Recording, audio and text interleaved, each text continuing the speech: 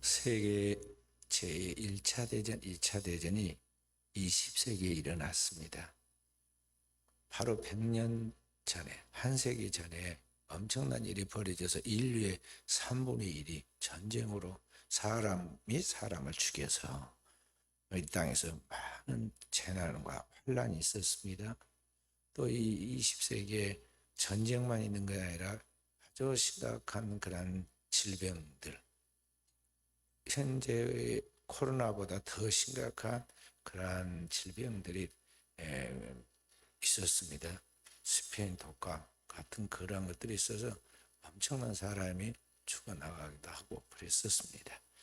어찌됐든 이런 가운데 세계 제1차, 2차 대전을 다 성공적으로 마무리해 갈 때 그때 우리 한국 전쟁도 벌어졌는데 우리 한국 전쟁까지 2차 대전에서 한국 전쟁까지 다 성공적으로 잘 이끌어가는 역사의 주인공이 있는데 그가 누구냐 하면 메가더 장군입니다. 이 메가더 장군은 전쟁하는 무인으로서만이 아니라 그 인격이 훌륭해서 그의 인격과 삶을 우리가 많이 조명하게 되죠. 그 메가더 장군이 그의 사랑한 자녀를 놓고 기도한 기도문이 세계 사람들이 다 암송합니다. 거기 보면 자녀를 위한 기도가 나오죠. 근데 그 자녀를 위한 기도를 보면요, 우리처럼 보통 사람들 자녀 잘 되게 해주십시오, 막연한 그런 염원을 구하는 것이 아니라 자녀에 대하여 무엇이 자녀의 앞길에 유익한 것인가를 명확하게 알고 하나님 앞에 그런 기도를 합니다. 자녀에 대하여 기도하면서 그렇게 기도합니다. 하나님이여, 나의 아들에게 쉬움과 안락의 길로 인도하지 마옵시고 고난과 도전에 대하여 분투 한가할 수 있도록 인도하여 주옵소서. 그리하여 폭풍 속에서도 용감히 싸울 줄 알고 패자를 긍휼히 여길 줄 알도록 가르쳐 주옵소서. 그렇게 기도하면서 볼 수 있습니다. 진짜 인생의 소중한 것들이 무언가를 아는 사람만이 자녀를 놓고 그렇게 기도할 수 있지, 보통 그렇게 기도할 수 있나요? 그런 수준이 되지를 못하죠.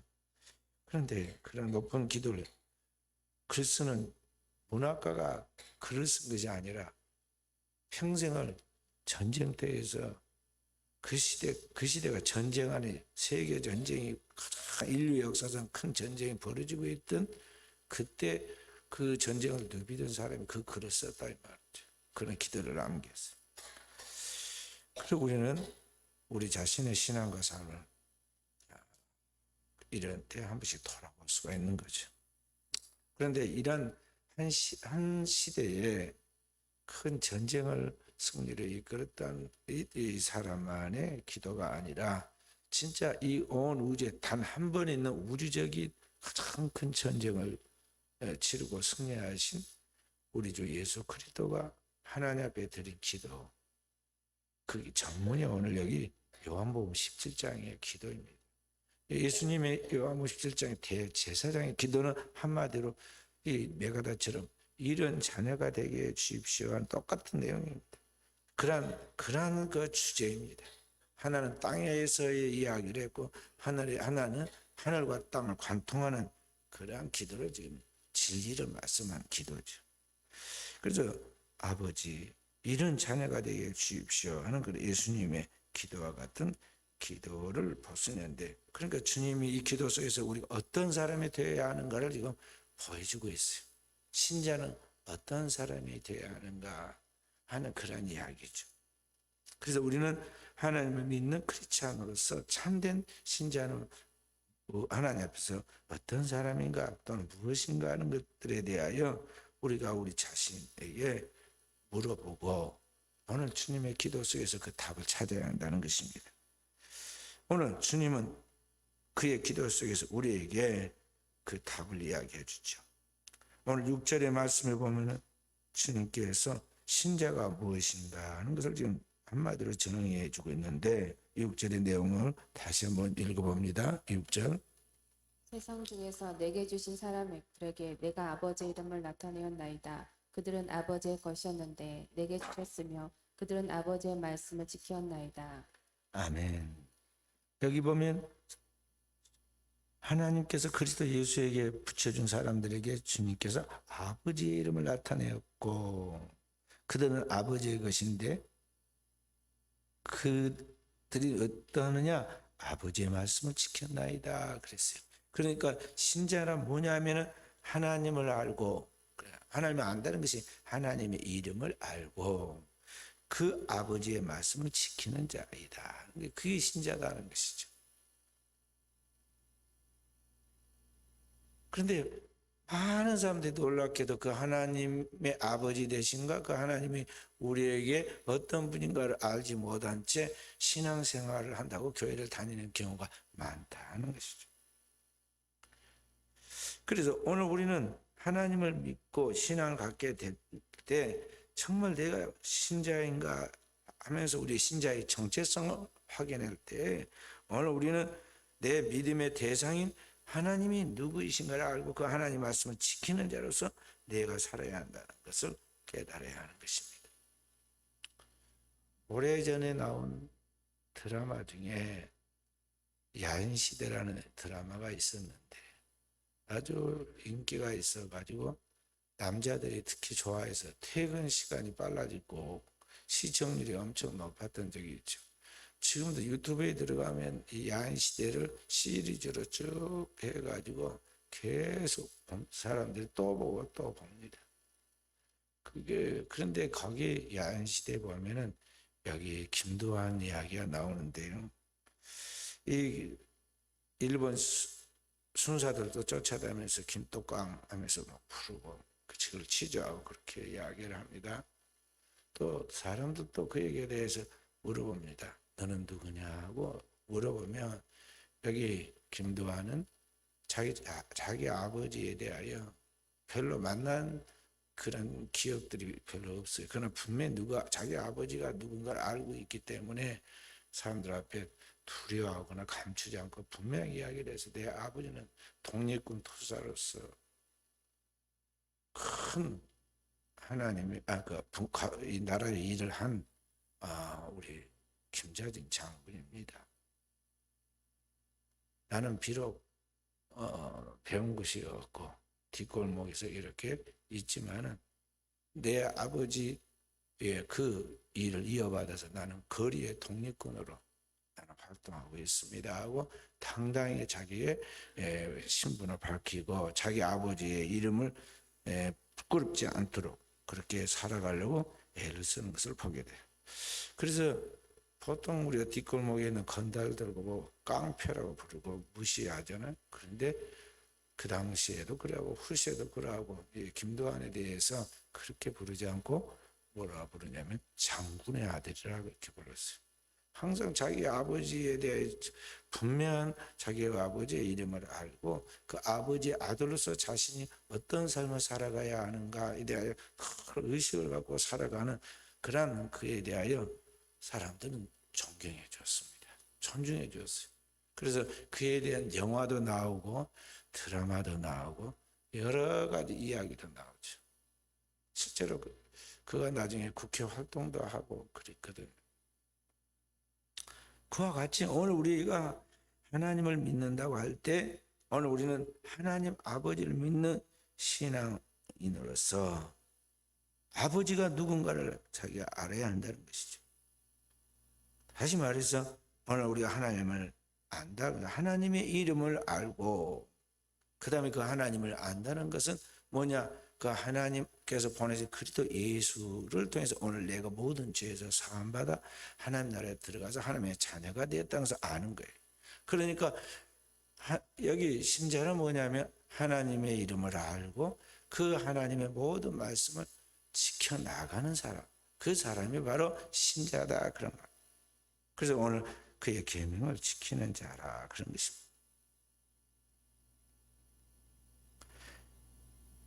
그러니까 오늘 그리스도인은 정말 주님이 누구이시고 하나님이 누구이시고 그 하나님 앞에서 보내신 그의 아들 예수 그리스도가 누구인지 알고 그 하나님의 모든 말씀에 절대 복종하는 삶을 살아서 나아가는 사람인데 이 사람이 영생을 소유한 빛의 자녀라는 것입니다. 문제는 신자라는 오늘날 교회 다니는 사람들이 그 아버지를 제대로 알지 못하고 그의 하나님 말씀을 지키는 삶을 살고 되고 있지 못하다는 것이죠. 그러니까 우리가 하나님을 믿는다고 입술로는 주여 주여 하지만 실제는 내 자신을 하나님 앞에 복종시켜서 그 말씀을 지키는 삶을 살아야 하는데 그것을 살아내지 못하고 있다는 것이죠. 도리어 우리는 내 육신의 주관과 욕망을 따라 살아가죠. 머릿속에는 하나님을 아는 지식을 가득 차야 하는데 하나님에 대한 지식이 아니라 세상의 허망한 생각을 가지고 세상에서 보여주는 만국의 영화와 헛된 것을 보고 듣고 그것을 쫓아가면서 살아가고 있다는 것이죠. 그런데 그래도 하나님 택한 백성이라 부모가 막 불러대니까 집으로 돌아오듯이 주일날이면 하나님의 성령의 강권함 때문에 억지로 교회 나와서 예배도 드리고 설교도 듣기는 듣는데 예배 드리는 사람들이 다 똑같지 않아요. 길가에 떨어진 씨앗, 가시와 자갈밭, 떨어진 씨앗이 각각 다르고 옥토에 떨어진 씨앗이 그 중에 일부가 있다고 성경에 주님이 비유했듯이 예배 드리는 사람들이 다릅니다. 제대로 말씀을 딱 듣고 소화시켜 나간 사람이 있는가 하면 예배 드리고 설교 들으면서 온갖 머리에 공상을 하고 있는 사람들, 그리고 지금 예배 드리면서도 자꾸 쓸데없이 핸드폰이나 쳐다보고 거기에 시간과 정력을 낭비하는 사람들 많아요. 그런다는 것이죠. 머릿속에 온갖 공상과 그러한 시간을 보내다 보니까 예배 시간 사실 1시간 짧은 거거든. 우리 30분, 1시간 금방 지나가 버려. 다른 일 할 때는. 근데 예배 시간은 엄청 그걸 지루하게 생각하니까 그 지루한 시간을 언제 끝나나 그러고만 있다는 거죠. 그래도 딱 예배가 끝나고는 속으로 자기가 유연합니다. 그래도 예배를 드렸으니까 참석했으니까 복 받겠지. 그렇게 자기 유연을 삼고 돌아가요. 대다수가 그럽니다. 그래서 공산주의자의 창시자인 칼 마르크스는 그분도 기독교인이었어요. 그리고 부모가 목사님이셨어요. 그런데도 불구하고 그 현대 교인들을 유심히 관찰해 보니까 이 신앙의 이상과 현실이 너무나 차이가 나거든요. 그래서 공산주의 이론을 만들어낸 거예요. 그런데 그 칼 마르크스가 뭐라고 그러냐면 현대 이 교회 다니는 사람들의 신앙생활을 한 걸 가만히 보면서 종교는 아편이다 그랬어요. 그러니까 사람들이 그 사람이 지적한 것이 그겁니다. 사람들이 지금 교회 와가지고 자기 마치라고 돌아간다는 거죠.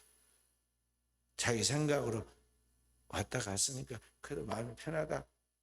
이제 하나님은 나를 복 주시고 마시겠지. 그러니 줄 거야. 이제 마음 편하게 갖자. 그리고 돌아간다는 거죠. 그러니까 마치 이 마약을 맞는 순간에만큼은 황홀지경에 빠지듯이 그렇게 사람들이 교회 가서 그런 시간을 보내고 돌아온다는 거죠. 그래서 종교는 아편이다. 마약. 그러니까 오늘 우리가 신앙생활을 할 때 한 번쯤은 잘할 수가 있어요. 프로그램으로. 형식을 지키면서 한 번쯤은 잘할 수가 있습니다. 그런데 문제는 그 사람이 하나님을 믿는 신자답게 살아가는 것, 또 그 사람과 함께 다른 사람들 가정의 자손이 되었든 누가 되었든 그 자기가 맡은 사람들을 진짜 하나님의 백성으로서 신자답게 만들어 가는 것, 이게 힘든 거예요. 그 전도 프로그램에 따라서 청동원 전도지 한 번쯤 교회 데리고 오는 건 사실 그리 어렵지는 않아요. 참 서로 잘해주고 약속을 하면은요 오게 되었고 있어요. 한 번쯤은 올 수가 있습니다. 교회 데리는 건 그리 어려운 일 아니에요. 문제는 뭐냐면 그 사람에게 진짜 하나님의 말씀에 대한 믿음이 들어가고 그 하나님 말씀을 따라서 확실하게 거듭나서 하나님 앞에 하나님을 나의 하나님을 고백하여서 주님을 영원히 따르도록 만드는 그 신자 만드는 그것이 어렵지 한 번쯤 교회에 데려오는 것은 그렇게 어렵지 않다는 것이죠. 그러니까 이 신자를 만드는 그것이 영적 싸움인데 이게 어려워요. 그래서 신자가 2단계를 거칩니다. 첫째는 내가 진짜 신자가 되는 거예요. 그래서 내가 신자를 돼서 하나님을 믿고 내가 믿으면 반드시 내가 제대로 믿으면 가정이 구원받게 되고 있어요. 가정이 그 영적 권위 앞에 순종하고 다 따라오고 그게 좋은지 복이 된지 아니까 따라옵니다. 그래서 가정이 분명히 구원받습니다. 근데 그것이 처음 시작이고 내가 구원받는 단계의 이야기고 진짜가 뭐냐면 사도가 되는 거예요. 사도는 뭐냐면 제자를 만드는 제자예요. 그러니까 그와 같이 또 다른 제자를 만들어서 그를 통해서 또 다른 영혼들이 구원받도록 만드는 그러한 사람이 사도인데 사도가 돼야 돼. 너희는 가서 모든 민족으로 제자를 삼아 아버지와 아들과 성령의 이름으로 세례를 주고 내가 너희 분바 모든 가르쳐 지키게 하라고 말씀한 대상이 누구냐면 사도들이에요. 민족적으로 세계적으로 영혼을 구원할 수 있는 그런 진정한 제자를 만들어내라 합니다. 그게 사도예요. 그 사도 같은 제자가 돼야 돼. 그러니까 오늘날 우리가 도토리 키재기로 그냥 이렇게 상대적으로 다른 사람보다는 우리가 그래도 예배 잘 드리고 충성하고 봉사하니까 낫다. 그런 것으로 유한 삼으면 안 돼. 꿈을 크게 가져야 합니다. 영혼의 눈을 가지고 크게 가져야 하는데 제자도 훌륭하지만요. 제자를 만드는 제자, 사도가 돼야 돼. 사도. 그래서 여기 보면은 사도행전이 나오잖아요. 사도행전. 12사도가 120명의 성도들과 함께 성령 충만 받아가지고 땅끝까지 복음을 전하는 이야기가 나오잖아요. 그 다음에 이 사도들 중에는 이방인들을 위하여 일한 사도 바울 같은 사람도 나와요. 그렇기 때문에 오늘을 살아가는 우리에게 가장 필요한 것이 뭐냐? 우리에게 필요한 것이 뭐냐? 내가 믿는 하나님이 누구이시고 그 하나님 앞에서 오늘 내가 어떤 삶을 살아가느냐 하는 것이 중요한데 신자는 바로 내가 믿는 예수 그리스도 하나님의 이름을 알고 그리고 그 하나님의 말씀을 다 지켜내는 것이 가장 중요한 것이다 걸 알고 여기서부터 출발하라 하는 것입니다. 이스라엘 백성들이 그 옛날 가나안 땅에 들어가기 전에 두 단계를 거치잖아요. 첫째는 출애굽의 단계입니다. 애굽에서 출애굽에 나오는 큰 터닝 포인트가 생기죠. 그것도 큰 기적입니다. 그게 다 된 줄 알았어요. 자기들은 다 됐다고 생각하고 약속했던 가나안에 쑥 들어갈 줄 알고 하나님이 단번에 가나안 땅에 들어가게 해줄 줄 알았는데 그래도 막 찬미를 부르고 신나게 출애굽에서 나와 홍해를 가르고 나왔습니다. 근데 사실 그것이 이제 처음 출발이요. 그로부터 40년을 광야에서 하나님 앞에서 말씀으로 자기 무장을 하잖아요. 눈만 뜨면 하늘에 태양이 내리쬐이고 저녁이 되면 하늘에 총총 별만 빛나는 곳에 낮이고 밤이고 오직 하나님만 바라보고 하나님 말씀만 묵상하고 그렇게 지나는 세월을 40년을 그들이 보냅니다. 그런 과정을 통해서 두 단계의 큰 과정을 통해서 그들이 약속했던 가나안에 들어가요. 출애굽한 1세대는 기초를 닦고 출애굽한 2세가 가나안 땅을 들어갑니다. 들어가. 그럼 그 가나안 땅에 들어가서 이제 하나님의 꿈을 펼쳐 나가지 않아요? 우리의 신앙도 똑같습니다. 우리의 인생의 신앙도 교회 나오기 전 하나님을 알지 못하고 세상에 있을 때 하나님께 한번 내리쳐서 세상에 있는 것과 딱 구별된 삶을 살아가게 합니다. 그래서 이제 하나님 앞에 살게 하는데 하나님을 믿고 이제 교회에서 신앙생활을 하는 것이 지금 이제 광야 생활이에요. 이 교회에서 이제 하나님 말씀을 붙들고 매일매일 생활해 가는 가운데 그리스도의 형상을 이루어가는 거예요. 그래서 오늘 우리가 신앙생활에 나아가면서 오늘 착각을 하면 안 됩니다. 그러니까 오늘 우리가 신앙생활에 나아갈 때 우리가 지금 되지 못하고 된 것 같이 그렇게 착각을 하고 나가서는 안 된다는 거죠. 하나님의 높고 치밀한 계획 속에서 여러분과 제가 지금 하나님의 지금 부름을 받았고 훈련을 받아서 나가고 있는 과정 중에 있다는 걸 알아야 한다는 것이죠. 마치 우리가 무엇같이 생각하냐면요. 하나님 우리가 집으로 말하면요. 자녀가 너무 밖에서 많이 놀아가지고 이제 집에 들어왔는데 아빠한테 혼이 날 것 같아요. 그래가지고 지금 들어가지 못하고 밖에서 쳐다보고 아빠 자기만 기다리고 있는데 엄마가 그 아들을 불쌍히 여겨가지고 아빠 자는 시간에 기다렸다가 그 아들을 살금살금 그 대문 밖에 나가가지고 치마폭에 감춰가지고 데리고 들어와서 부엌에서 준비해놓은 밥 먹여가지고 마치 집에 들여 보내주는 것 같이 그렇게 오늘 우리가 하나님 믿는 걸 생각해서는 안 된다는 것이죠. 다시 말해서 오늘 우리 예수님께서 절대 우리가 구원받을 자격도 없는 우리에게 너무 불쌍하다, 짠하다. 그래서 그냥 하나님 몰래 우리를 주님께서 긍휼히 여겨서 대신 희생하시고 요거도 먹고 그리고 우리를 구원해낸 것 그렇게 생각하시면 안 된다는 거죠.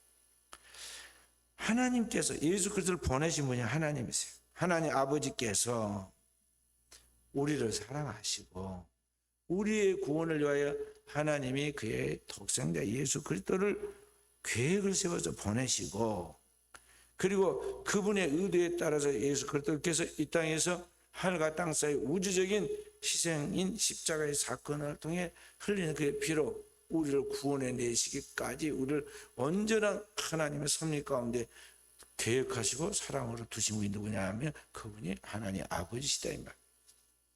그래 하나님이 영원 전부터 우리를 계획하여 애정하시고 그런 우리를 때가 돼서 하나님께서 우리를 교회로 부르시고 부른 우리들을 그냥 버린 게 아니라 하나님의 자녀답게 만들어 가도록 하나하나 말씀을 통해서 하나님의 성령으로 우리를 인도하고 가르쳐서 주님의 자녀로 만들어 가신다는 것.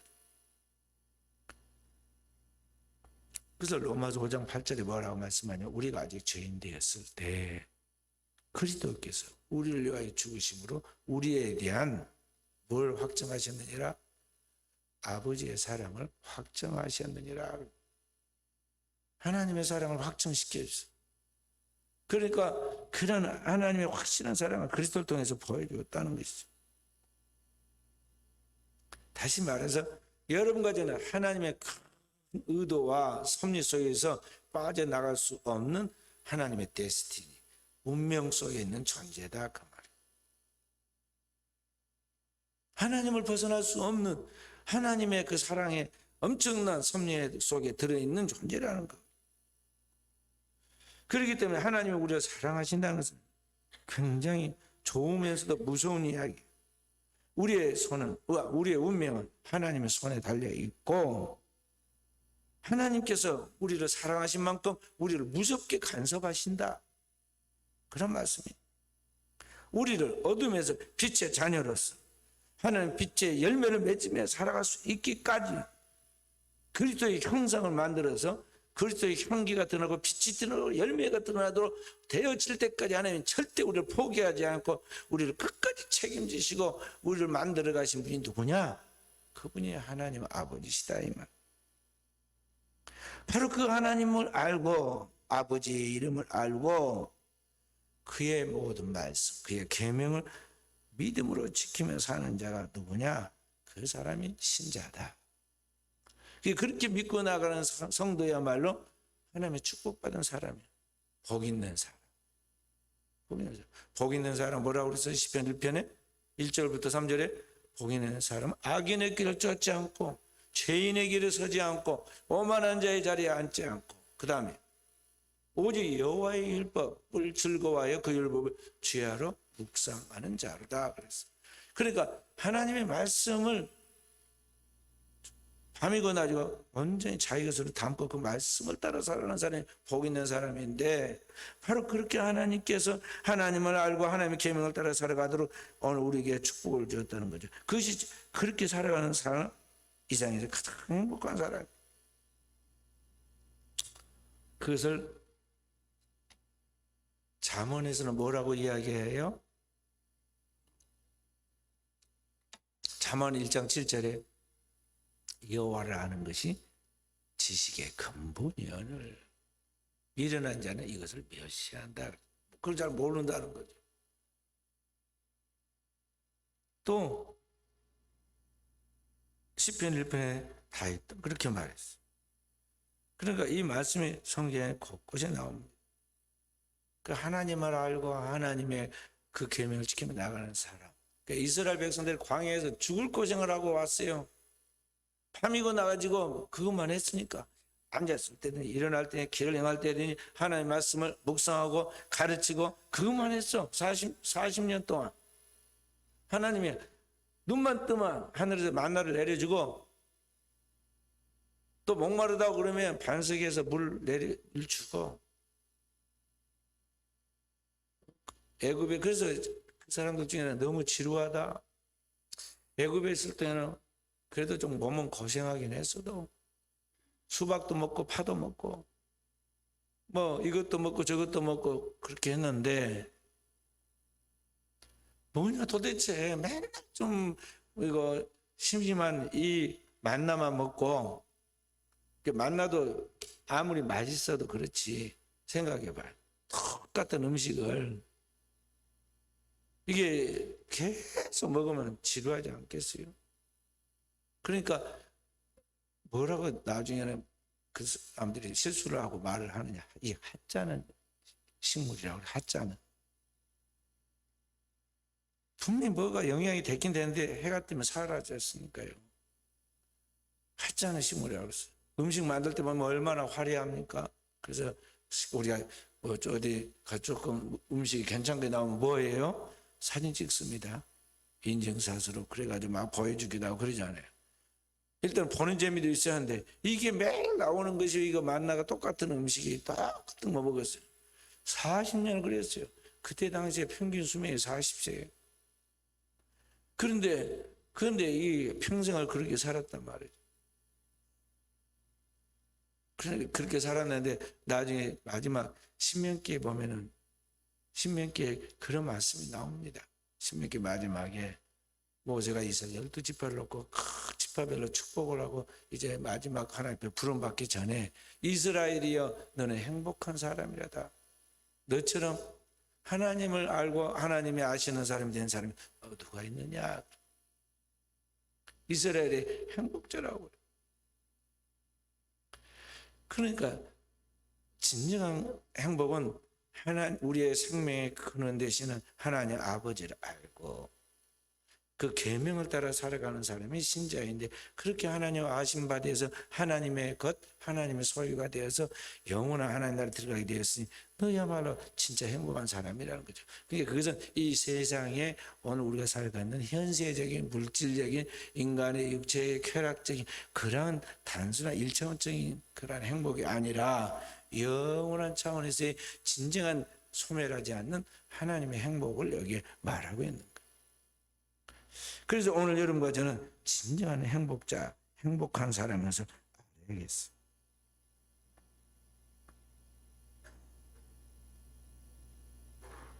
그래서 오늘 우리는 하나님을 알고 하나님이 보내신 예수 그리스도를 통해서 우리가 영생을 얻었다는 걸 알고 그 모든 하나님의 말씀을 따라 살아갈 때 어떻게 하느냐? 두 손을 바짝 들고 빨리 하나님 앞에 항복하며 나가는 그런 철든 사람, 깨어있는 사람, 영적인 사람으로 살아가도록 해야겠습니다. 그런 의미에서 오늘 하나님을 믿는 자는 영생을 얻는다. 오늘 보면 3절에 보면 영생은 유일하신 참하는 것 그의 아들 보내신 자 예수 그리스도를 아는 것이라 그랬는데 바로 하나님이 누구이신지 알고 그 이름 알고 그 계명을 지키는 자 신자라고 그랬는데 그 신자의 영생이 뭐냐? 바로 아까 3절에 우리가 지난번에 보았던 것 같이 예수 그리스도를 참으로 아는 그 사람이 신자의 영생. 그러니까 오늘 우리가 신앙생활에 나갈 때 하나님의 실체를 분명하게 알고 그 하나님의 사랑으로 그 보내신 예수 그리스도를 통해서 우리가 구원받았다는 것을 알고 그리스도를 통해서 그 안에 하나님의 생명인 영원한 생명이 있다는 것을 알 때 오늘 우리 신자들이 가장 큰 행복이라는 것 같이 오늘 우리에게 가장 중요한 그러한 신자의 영생이 뭐냐? 그 예수 그리스도가 우리가 누구인가를 분명히 아는 것, 머리로 단지 지식으로 아는 것이 아니라 참으로 내 영혼 깊은 곳에서부터 그분을 알고 믿는 그것이 진짜 신자의 신앙의 핵심이다 하는 것이죠. 그래서 우리 신앙생활을 해나갈 때 헛미돼서는 안 되고 착각된 신앙으로 나아가서는 안 되고, 오늘 우리가 신앙생활을 할 때 가장 중요한 신앙의 핵심 그 본질을 잘 붙들고 나가야 하는데, 그거 뭐냐? 하나님과 그의 보내신 예수 그리스도, 곧 예수 그리스도를 통해서 우리가 영원한 하나님 나라의 생명을 알았다는 것을, 얻었다는 것을 확실하게 아는 그것이 진정한 오늘 우리 신자의 영원한 생명이고 그의 축복이다. 그것을 붙들고 나가야 한다는 것을 알아야겠다는 것이죠. 그래서 오늘 여기 말씀하신 것이 뭐냐면은 21절에 이런 말씀이 나옵니다. 21절, 17장 21절 함께 읽어봅니다. 아버지여, 아버지께서 내 안에 내가 아버지 안에 있는 것 같이 그들도 다 하나가 되어 우리 안에 있게 하사 세상으로 아버지께서 나를 보내신 것을 믿게 하옵소서. 아멘. 여기 지금 안다는 게 뭔가를 지금 설명해 주는 그런 내용인데, 뭐냐면 단지 안다는 것은 지식으로 신학을 공부해 가지고 또 교리를 공부해서 아는 것이 전부가 아니라, 정말 삼일째 하나님 안에서 하나님께서 아버지께서 아들을 알고 아들이 아버지를 아는 것 같이, 내가 아버지 안에 아버지가 내 안에 있는 것 같이, 이제 오늘 예수를 믿는 그 자녀된 오늘 우리도 그 하나님을 아는 것에서 하나가 되어 나가는 때, 그것이 바로 예수 그리스도가 하나님의 영생인 것까지 오늘 또 우리가 주님과 함께 주님 안에서 하나님의 영원한 생명이 있다는 것이죠. 우리 안에 들어와 있다는 거예요. 그래서 그것이 영생이에요. 그래서 오늘 우리가 신앙생활에 나갈 때 신앙의 핵심은 바로 영생은 유일하신 참 하나님과 그의 보내신 자 예수 그리스도를 아는 것이다 하는 말씀처럼, 신앙의 핵심이 바로 그리스도 예수를 제대로 아는 것이다. 그래서 그 주님을 바로 알고 그 말씀에 온전히 복종해서 하는 그것이 곧 영생이라는 것을 알아야겠어요. 그래서 주님이, 사도 베드로가 주님 앞에서 주는 그리스도시요 살아계신 하나님의 아들이십니다 하고 고백할 때 주님이 그렇게 기뻐하시잖아. 하연하시면 내가 복이 있다. 이 반석에 내가 내 교회를 세우려니 음부의 권세가 이기지 못하리라. 내가 너에게 천국 열쇠를 주고 만국을 다스릴 첫장을 준다. 모든 축복을 다 베풀어 주지 않아요?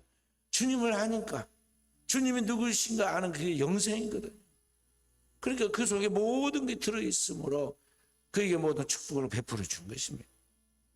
그러니까 오늘 우리가 신앙생활에 나가면서 은혜를 받았다, 신앙생활에 나가면서 뭔가 은혜를 받고 은사를 받았다는 것은 뭐냐면요, 제대로 이제 하나님이 누구인지를 알아지기 시작하는 거예요. 하나님에 대하여 제대로 믿어지기 시작하는 거예요. 어떤 이성적인 논리적인 뭔 교리적인 것이 아니라 정말 그 저절로 하나님에 대해서 알아지는 거예요. 믿어지고 확실하게 그분이 나의 주 나의 하나님이라는 것이 나도 모르게 고백돼 나오고, 하나님에 대하여 아버지, 주님에 대해 주여가 저절로 나오고, 어떤 가운데 들어가든지 나오든지 그 주님이 내 안에서 딱 하나 되어 나올 그러한 역사가 일어나는, 그것이 바로 은혜 받는 거예요. 그때부터 그 사람은 신앙이 불꽃이 이제 튀기기 시작해요. 불이 붙기 시작한다는 거죠. 이런 일들이 오늘의 이 시대에 우리에게 있어요. 어린 학생들도요, 어리다고 생각하면 안 돼요. 어릴 때부터 그런 것이 우리 점화되듯이 주님이 뜨겁게 믿어질 때가 있습니다.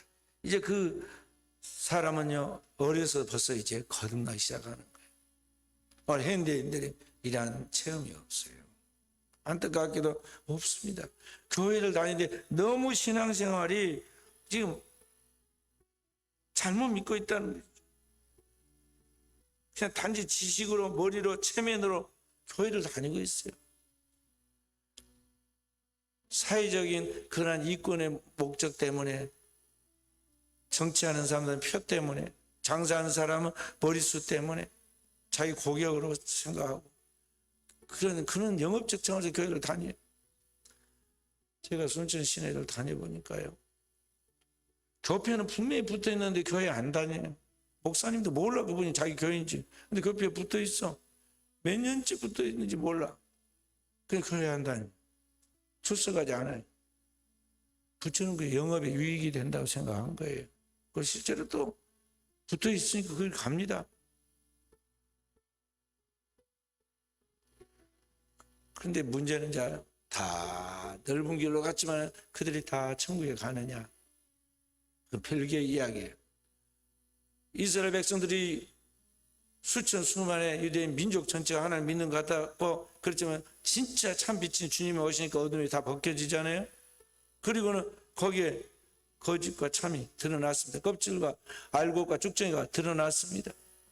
주님께서 그 시대에 잘 믿는 것처럼 보이는 사람들에게 주님께서 하 있을진저 외식하는 서인과 바리새인들이 하고 책망합니다. 그러니까 오늘에 있어서 누가 진짜 하나님 나라의 알곡으로 진정한 제자로 인정받아서 하나님의 나라의 영혼을 구원하는 사도와 같은 진정한 제자로서 하나님 인정받는가는 별개의 이야기다 이 말이죠. 그래서 우리가 신앙생활에 나갈 때 우리는 잘 하나님 앞에 점검을 해야 돼. 내가 누구냐? 하나님을 믿는 그리스도는 내가 진정한 믿는 사람일까? 우리는 매일 우리 자신을 점검해야 돼. 그리고 주님이 나를 아신 같이 내가 주님을 알고, 주님이 하나님께 속하여 하나 된 것까지 오늘 내가 예수를 믿고 하나님과 하나 되어 있다는 것을 확실하게 확인하게 될 때 오늘 여기에 우리 신자들의 완전함이 있는 거예요. 그래서 우리 그리스도인은 뭐냐? 바로 그 주님께 하나 되어 나가서 산 사람인데, 그걸 한마디로 뭐라고 말하냐면 주님의 소유다. 주님의 소유. 9절부터 16절의 말씀이 바로 그거예요. 신자는 바로 예수 그리스도의 것이고 하나님의 소유다는 것이죠. 국가는 자기 국민이다, 자기 소유다고 말합니다. 회사는 자기의 회사의 사원이라고 이야기합니다. 부모는 내 자식이니까 내 소유다고 생각합니다. 그러나 신자는 근본적으로 하나님의 소유다는 것을 알아야 돼요. 요한복음 1장 12절에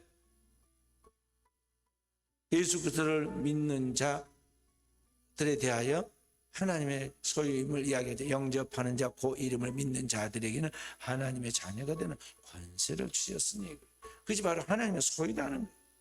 하나님의 것되었다. 주님이 오늘 내게 주신 자들 아버지의 것이 있는데 그들에게 내게 주어서 내 것이 되었다고 이야기한 그것이 바로 하나님께 속했다는 이야기예요. 그것은 하나님의 소유이기 때문에 아무도 그를 만지지도 못하고 악한 자 그를 손대지도 못하게 만든다는 하나님의 보호의 약속이에요. 그 성도의 안전이 거기에 있는 거예요. 우리 믿는 성도들은 그 아버지의 이름이 너는 내 것이다, 내 소유다. 오늘 여기 14절에도 나오고 16절에도 계속해서 나오는 그 말씀처럼 그 아버지의 이름이 우리를, 그 소유인 우리를 지켜 보호해 주신다는 것을 우리가 알아야겠다는 것입니다. 그래서 우리는 그 주님의 이름으로 담대히 기도하는 거예요. 그 이름의 권세를 믿고 그 이름을 들고 나가는 거죠. 아버지의 명함을 들고 우리가 나가는 거예요. 아무도 그게 막을 자가 없고 그 이름 앞에 거절할 자가 없죠. 그리고 우리는 그 영광스러운 아버지의 이름, 아버지께서 그리스도에게 주신 바로 그 이름을 가지고 우리가 기도하고 나아갈 때 오늘 우리의 삶의 모든 부분이 완전해지는 것을 알 수 있다는 것입니다. 사도 바울은 그러한 확신이 있었기 때문에 그 아버지의 이름과 그 아버지의 이름 속에 들어있는 아버지의 사랑을 확신하여 노래하는 그런 노래가 나오죠. 로마서 8장 31절부터 39절의 말씀입니다. 우리 함께 읽고 오늘 말씀 붙들고 기도하도록 하겠습니다. 로마서 8장 31절부터 39절 말씀.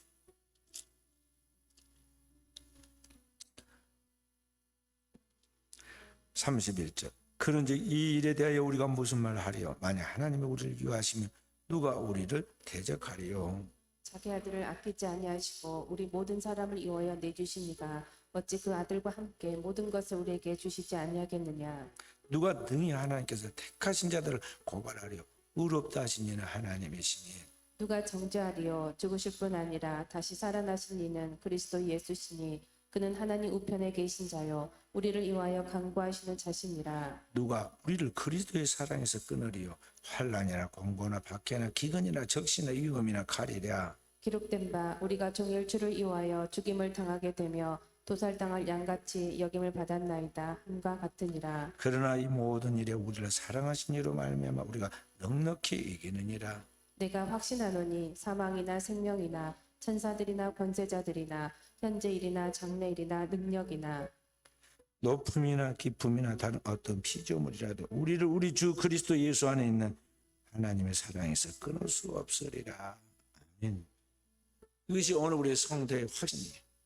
그 거룩한 아버지의 이름, 그 아들을 아끼지 아니하고 우리 모든 사람을 구원하여 그 장래 삼아서 하나님 내가 들어가게 만드신 그 아버지의 그 이름의 그 놀라운 능력이고 그 사랑의 확신이에요. 그래서 오늘 또 우리는 그 이름으로 하나님 앞에 응답하는 삶을 살아가도록 해야겠어요. 하나님을 아버지라 부르고 그 하나님의 이름에 합당한 하나님의 자녀로서 우리가 그 계명을 지키면서 나아가는 자가 되어야 한다는 것이죠. 사람의 인력으로 그렇게 할 수가 없어요. 그렇게 살아가도록 늘 그 나를 도우신 분이 누구냐? 이제는 그 옛날 그리스도 예수께서 우리를 그렇게 함께 하신 것 같이 그의 똑같은 보혜사 성령께서 그리스도와 똑같은 보혜사 성령께서 오늘 우리와 함께 계셔서 우리의 마음 가운데 그리고 우리와 동행하셔서 그 하나님의 말씀을 생각나게 하고 그 말씀을 믿게 하고 그 말씀을 믿음으로 그 아버지의 뜻을 이루어 가도록 만드신 분이 성령이시다는 거죠. 성령 우리의 연약함을 도우셔 끊임없이 함께 하시는 겁니다. 그래서 우리는 그 주님의 이름으로 그의 성령이 나와 함께 해주시길 기도해야 돼요. 세상과 나는 다 사라지고 내 감정, 기분, 내 생각 다 버리고 오직 주님이 성령으로 나를 지배해서 주님의 모든 생각으로 사로잡아서 완전히 아버지 앞에 드러내도록 오늘 우리 하나님의 성이 나를 지배해서 이끌어 가시기를 기도할 때 성령 우리를 도우신다는 거죠. 오늘 또 이러한 성령의 도우심 속에 날마다 승리의 삶을 살아가는 깨어있는 종들이 되어지기를 주님의 이름으로 축원드립니다.